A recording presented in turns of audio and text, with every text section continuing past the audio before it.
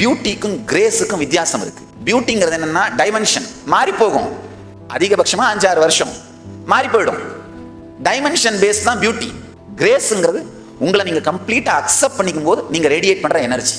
கம்ப்ளீட்டா உங்களை நீங்க ஏத்துக்கும் பொழுது கிரேஸ்ங்கிறது பிராரப்தத்தை அடிப்படையாக வைத்தது, மாறாதது. டைமென்ஷன் அடிப்படையாக வச்சு கிடையாது, மாறாதது. கிரேஸ் இருந்ததுன்னா பெரிய கான்ஃபிடன்ஸ் இருக்கும்.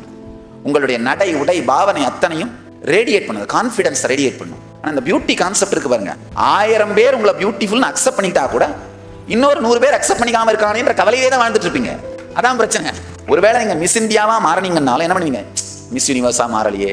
மிஸ் யூனிவர்ஸா மாறினாலும் என்ன பண்ணுவீங்க? ஒரு டீம் ஆஃப் ஜட்ஜ் தான் உங்களை ஒத்துக்கிட்டாங்க, இன்னொரு டீம் உங்களை ஒத்துக்கலையே. ஏன்னா ஒரு 50 ஜட்ஜி உட்காந்துருக்காங்கன்னா ஒரு 40 ஜட்ஜி தான் உங்களுக்கு ஓட் பண்ணியிருப்பாங்க. அந்த 10 ஜட்ஜி ஒத்துக்கலையே, துக்கத்திலே தான் இருப்பீங்க. ஆழமா புரிஞ்சுங்க. டைமென்ஷனை பேஸ் பண்ணி இருக்கிறத பியூட்டி, அக்செப்டன்ஸ், உங்களை நீங்களே அக்செப்ட் பண்ணிக்கிறது, உங்களுடைய யூனிக்னஸ் அக்செப்ட் பண்ணிக்கிறத பேஸ் பண்ணி இருக்கிறது கிரேஸ். கிரேஸ் நிரந்தரமா நிற்கும், நிரந்தரமா நமக்குள்ள இருக்கும். ஆகாமியத்தை அடிப்படையாக வைத்து சேர்த்து கொள்ளப்படுகிற கருத்துக்களை அடிப்படையாக வைத்து உங்களுக்குள் துக்கத்தை உருவாக்காதீர்கள்.